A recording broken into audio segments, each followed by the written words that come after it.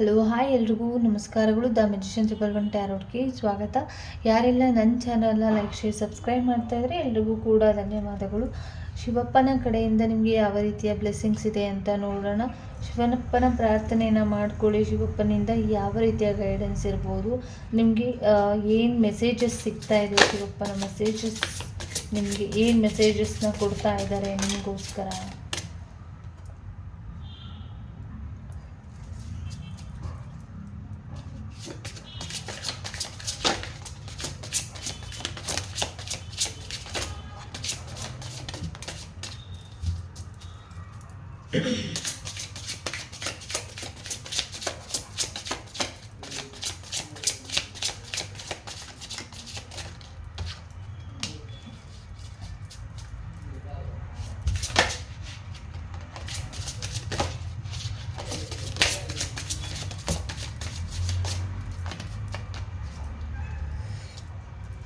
ಮೊಟ್ಟ ಟೆಕ್ ಬಂದು ನಿಮಗೆ ಇಲ್ಲಿ ಕಾಣಿಸ್ತಿರ್ಬೋದು.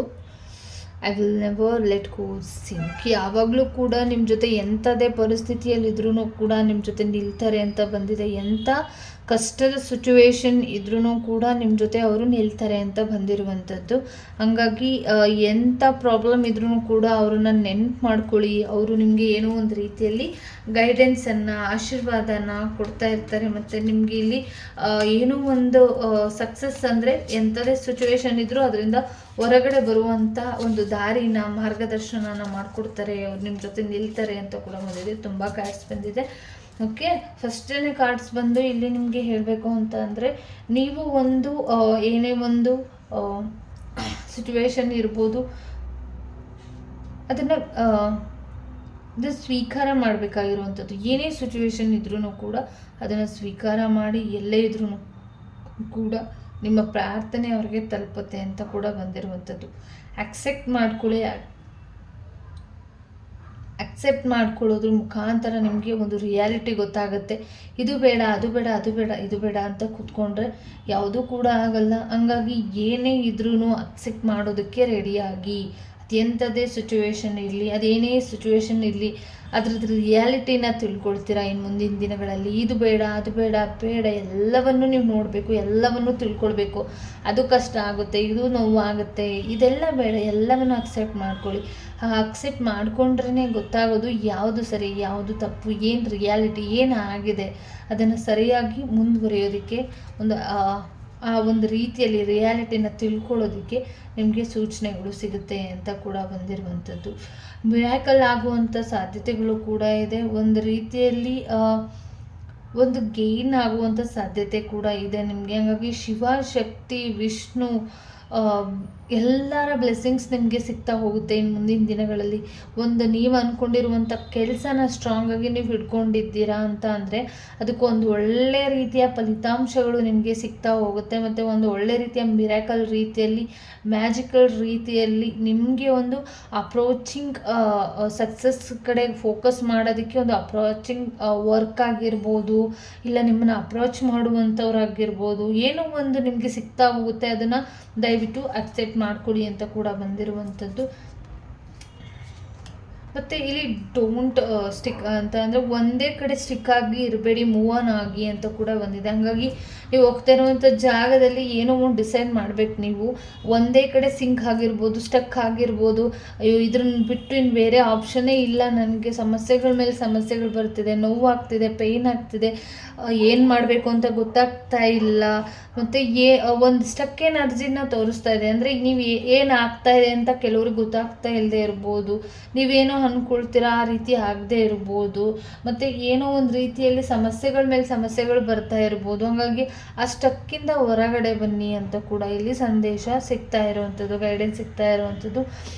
ನೀವು ಯಾವಾಗಲೂ ಕೂಡ ನಂಬಿಕೆನ ಕಳ್ಕೊಳ್ಳೋದಕ್ಕೆ ಹೋಗ್ಬೇಡಿ. ಅಮೇಝಿಂಗ್, ಯಾಕಂದರೆ ನೀವು ಒಂದು ನಿಮ್ಮ ಭಕ್ತಿಗೆ ಇಲ್ಲಿ ಶಿವಪ್ಪನೂ ಕೂಡ ನಿಮ್ಮ ಜೊತೆ ಯಾವಾಗಲೂ ಇರ್ತಾರೆ ಅಂತ ಬಂದಿರುವಂಥದ್ದು. ಹಾಗಾಗಿ ನಿಮ್ಮ ಭಕ್ತಿ ಏನಿದೆ ಅದು ಯಾವಾಗಲೂ ಒಂದು ಹ್ಯಾಂಡಲ್ ಅವ್ರದ್ದಾಗಿರುತ್ತೆ. ನಿಮ್ಮ ಸಮಸ್ಯೆಗಳು ಏನೇ ಇದ್ರೂ ಕೂಡ ಅವ್ರು ನೋಡ್ಕೊಳ್ತಾರೆ. ನೀವು ಇಲ್ಲಿ ನಂಬಿರುವಂಥ ದೈವ ತುಂಬ ಸ್ಟ್ರಾಂಗ್ ಆಗಿರುವಂಥವ್ರು ನನ್ನ ಜೊತೆ ಅವರಿದ್ದಾರೆ ಕೊನೆಯವರೆಗೂ ಕೂಡ. ಎಂಥ ಸಿಚುವೇಶನ್ಗಳಿದ್ರೂ ಕೂಡ ಅವರು ನಿಮ್ಮ ಜೊತೆ ನಿಲ್ತಾರೆ ಅಂತ ಬಂದಿರುವಂಥದ್ದು. ಹಾಗಾಗಿ ಸ್ಟಕ್ಕಿಂಗ್ ಎನರ್ಜಿ ಯಾಕೆ, ಪ್ರಾಬ್ಲಮ್ಸ್ ಅನ್ನೋದು ಯಾಕೆ, ಯಾರೋ ಬಂದು ಅಪ್ರೋಚ್ ಮಾಡಲಿ ಅನ್ನೋದು ಯಾಕೆ, ಯಾರೋ ಬಂದಂಗೆ ಸಹಾಯ ಮಾಡಲಿ ಅನ್ನೋದು ಯಾಕೆ. ಹಾಗಾಗಿ ಅದನ್ನು ಬಿಟ್ಟು ನಿಮ್ಮ ಜೀವನಕ್ಕೆ ಏನಿದೆ ಅದನ್ನು ಅಕ್ಸೆಪ್ಟ್ ಮಾಡ್ಕೊಳ್ಳಿ, ಏನಿದೆ ಅದ್ರ ರಿಯಾಲಿಟಿನ ತಿಳ್ಕೊಳ್ಳಿ. ಹಾಗಾಗಿ ನಿಮ್ಮನ್ನು ನೀವು ಕರೆಕ್ಷನ್ ಮಾಡ್ಕೊಳ್ಬೇಕು ಅಂತ ಇಲ್ಲಿ ಹೇಳ್ತಿದ್ದಾರೆ. ನೀವು ಶಿವಪ್ಪನ ನಂಬ್ಕೊಂಡು ಮುಂದೆ ಹೋಗ್ತಾ ಇದ್ದೀರಾ ಅಂದರೆ ಯಾರೋ ಒಂದು ಯಾಕೆ ಸಹಾಯ ಮಾಡಬೇಕು. ನಿಮ್ಮ ಸ್ಟ್ರಾಂಗ್ ಏನಿದ್ರು, ನಿಮ್ಮ ವೀಕ್ ಏನಿದ್ರು ಅದು ನಿಮ್ಮದಾಗಿರುತ್ತೆ. ಹಾಗಾಗಿ ನಿಮ್ಮ ಮೇಲೆ ನಂಬಿಕೆನ ಇಟ್ಕೊಳ್ಬೇಕು, ಭಗವಂತನ ಮೇಲೆ ನಂಬಿಕೆನ ಇಟ್ಕೊಳ್ಬೇಕು. ಹಾಗಾಗಿ ಈ ಕಾರ್ಡ್ ಅದನ್ನೇ ಹೇಳ್ತಾ ಇರುವಂಥದ್ದು. ಹಾಗಾಗಿ ದಯವಿಟ್ಟು ಇದ್ರ ಮಗ್ಲೇ ನಂಬಿಕೆ ಇಟ್ಟು ಮುಂದುವರೆದಿದ್ದಲ್ಲಿ ಖಂಡಿತವಾಗ್ಲೂ ಕೂಡ ನಿಮಗೆ ಸಿಗುತ್ತೆ ಯಶಸ್ಸು ಅಂತ ಬಂದಿರುವಂಥದ್ದೇ.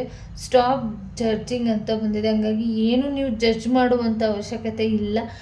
ಮುಂಚೆನೇ ಜಡ್ಜ್ಮೆಂಟ್ ಆಗೇ ಇರುತ್ತೆ. ನಾನು ಇವಾಗ ಸರಿ ಮಾಡ್ತೀನಿ, ನಾನು ಅವಾಗ ಸರಿ ಮಾಡ್ತೀನಿ, ನಾನು ಇವಾಗ ಜಡ್ಜ್ಮೆಂಟ್ ಮಾಡ್ತೀನಿ, ಈಗ ನ್ಯಾಯನ ಕೊಡ್ತೀನಿ ಅಂತ ಅಂದ್ಕೊಂಡು ನೀವೇನೇ ಇಲ್ಲಿ ಮುಟ್ಟಾಳರಾಗೋದಕ್ಕೆ ಹೋಗಬೇಡಿ. ಹಾಗಾಗಿ ಯಾರಿಗೂ ನೀವು ನ್ಯಾಯ ಕೊಡುವಂಥವ್ರು ಅಲ್ಲ, ನ್ಯಾಯ ಕೊಡಿಸುವಂಥವ್ರಲ್ಲ. ಕೊಡಿಸ್ಬೇಕಾಗಿರುವಂಥದ್ದು ಭಗವಂತ, ಕೊಡಬೇಕಾಗಿರುವಂಥದ್ದು ಭಗವಂತ.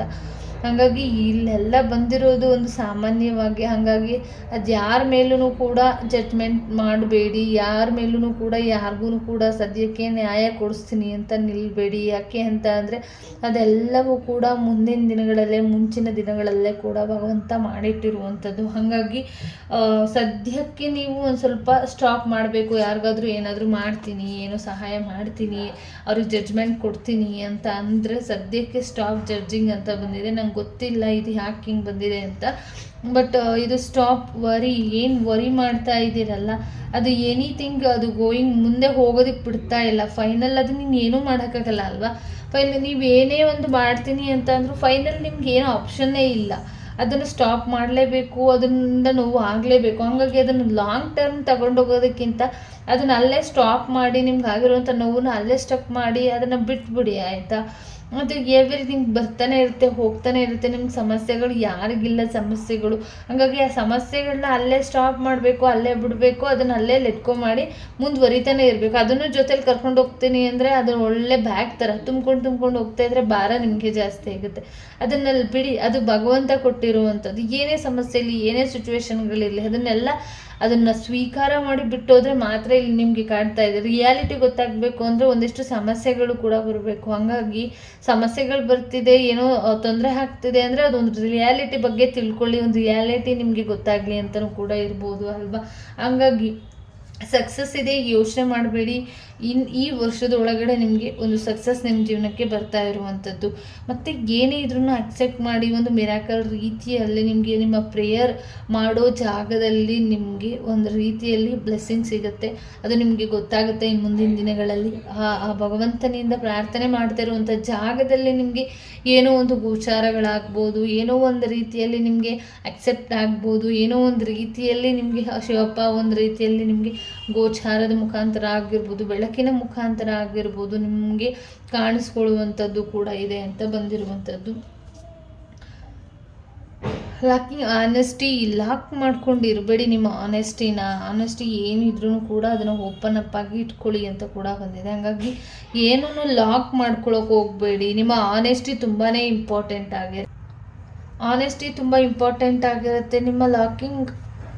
ನಿಮ್ಮ ಆನೆಸ್ಟಿನ ಸದ್ಯಕ್ಕೆ ಲಾಕಿಂಗ್ ಮಾಡ್ಕೊಳ್ಳಿ ಅಂತ ಇದೆ. ಕೆಲವೊಂದು ವಿಚಾರಕ್ಕೆ, ಕೆಲವೊಂದು ಜಾಗದಲ್ಲಿ ನಿಮ್ಮ ಆನೆಸ್ಟಿ ಏನಿದೆ ಅದು ನಿಮಗೂ ಕೂಡ ಸಮಸ್ಯೆ ಮಾಡಬಹುದು. ನಿಮ್ಮ ಆನೆಸ್ಟಿ ಏನಿದೆ, ಏನೇ ಇದ್ರೂ ಕೂಡ, ಏನೇ ಸಿಚುವೇಶನ್ ಇದ್ರೂ ಕೂಡ ಸದ್ಯಕ್ಕೆ ನಿಮ್ಮ ಆನೆಸ್ಟಿ ಏನಿದ್ರೂ ಕೂಡ ಲಾಕಿಂಗ್ ಮಾಡ್ಕೊಳ್ಳಿ. ನೀವು ಮಾಡ್ತಾ ಇರುವಂಥ ಕೆಲಸಕ್ಕಷ್ಟೇ ಇರಲಿ.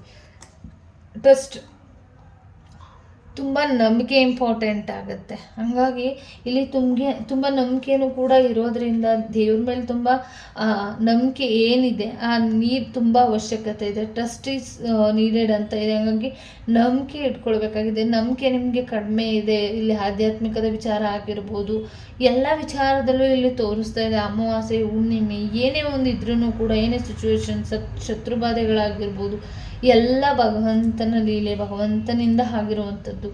ಒಂದೊಂದು ವಸ್ತುಗಳು, ಪ್ರಾಣಿಗಳು, ಜೀವಿಗಳು ಏನಿದೆ ಎಲ್ಲ ಭಗವಂತನ ಇಚ್ಛೆಯಿಂದ ಆಗಿರೋದು. ಹಂಗಾಗಿ ಭಗವಂತನ್ನೇ ನಾವು ನಂಬಲಿಲ್ಲ ಅಂತಂದರೆ ಇನ್ಯಾರು ನಮ್ಮ ಜೊತೆ ಸಪೋರ್ಟಿವ್ ಆಗಿ ನಿಲ್ತಾರೆ ಅಲ್ವಾ.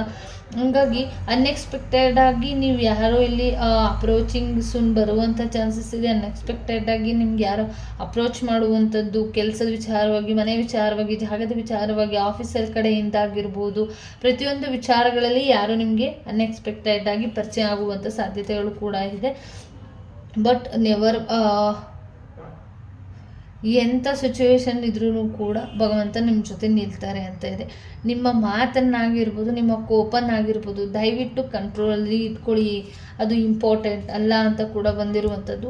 ಮ್ಯಾನಿಫೆಸ್ಟೇಷನ್ ಏನೇನಿದೆ ನಿಮ್ಮ ಅದ್ರ ಕಡೆ ಅಷ್ಟೇ ಫೋಕಸ್ ಮಾಡಬೇಕಾಗಿರುವಂಥದ್ದು. ನಿಮ್ಮ ಶತ್ರುಗಳ ಕಡೆ ಫೋಕಸ್ ಮಾಡಿ ಅಂತ ಹೇಳ್ತಾ ಇಲ್ಲ, ನಿಮ್ಮ ಶತ್ರುಗಳ ಕಡೆ ಹೆಚ್ಚು ಫೋಕಸ್ ಮಾಡ್ತಾ ಇದ್ದೀರಾ. ಹಂಗಾಗಿ ಶತ್ರುಗಳಿಗೆ ಭಗವಂತ ಇರ್ತಾರೆ, ನೋಡ್ಕೊಳ್ತಾರೆ. ನಿಮ್ಮ ಮ್ಯಾನಿಫೆಸ್ಟೇಷನ್ ಕಡೆ ನೀವು ಗಮನ ಕೊಡಿ, ನಿಮ್ಮ ಗೋಲ್ ಕಡೆ ಗಮನ ಕೊಡಿ. ಅವ್ರು ಯಾರು ಕೂಡ ನಿಮ್ಮ ಶತ್ರುಗಳು ನಿಮ್ಮ ಸಮಸ್ಯೆಗೆ ಬಗೆಹರಿಸೋದಕ್ಕೆ ಬರೋದಿಲ್ಲ, ನಿಮ್ಮ ಜೊತೆ ಕಷ್ಟನ ಶೇರ್ ಮಾಡೋದಕ್ಕೆ ಬರಲ್ಲ. ಅವ್ರ ಬಗ್ಗೆ ಯೋಚನೆ ಮಾಡ್ತಾ ಕೂತ್ಕೊಂಡು ನಿಮ್ಮಿದ್ದಂಥ ಗೋಲ್ ಬಗ್ಗೆ, ನೀವು ಮಾಡ್ಕೊಂಡಿರುವಂಥ ಮ್ಯಾನಿಫೆಸ್ಟೇಷನ್ ಬಗ್ಗೆ ಮರೆತು ಕೂತಿದ್ದೀರಾ ಅಂತ ಇದೆ. ಹಾಗಾಗಿ ನಿಮ್ಮ ಗೋಲ್ ಕಡೆ ಫೋಕಸ್ ಮಾಡಿ ಮ್ಯಾನಿಫೆಸ್ಟೇಷನ್ನ ಮಾಡ್ಕೊಳ್ಳಿ ಅಂತ ಕೂಡ ಬಂದಿರುವಂಥದ್ದು. ಲಾಸ್ಟ್ ಒನ್ ಬಂದು ಸರೆಂಡರ್ ಡಿವೈನ್ ಅಂತ ಇದೆ. ಹಾಗಾಗಿ ನೀವು ಸರೆಂಡರ್ ಆಗಿರ್ಬೋದು ಶಿವಪ್ಪಂಗೆ. ನಿಮ್ಮ ಸರೆಂಡರ್ ಏನಿದೆ ಅದಕ್ಕೆ ಒಂದೊಳ್ಳೆ ರೀತಿಯ ಬ್ಲೆಸ್ಸಿಂಗ್ಸ್ ಇದೆ. ನೀವು ಮಾಡಬೇಕಾಗಿರೋದು ಇಷ್ಟೇ.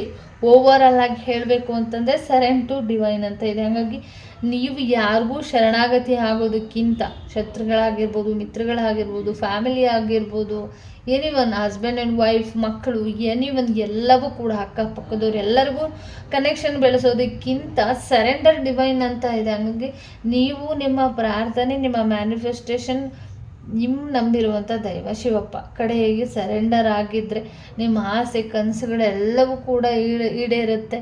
ಹಾಗಾಗಿ ಯೋಚನೆ ಮಾಡುವ ಅವಶ್ಯಕತೆಗಳಿಲ್ಲ.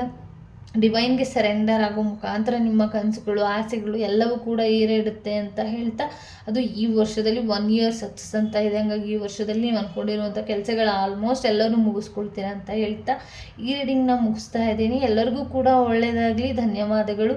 ಸರ್ವೇ ಜನ ಸುಖಿನೋ ಭವಂತು, ಸನ್ಮಂಗಳಾನಿ ಭವಂತು.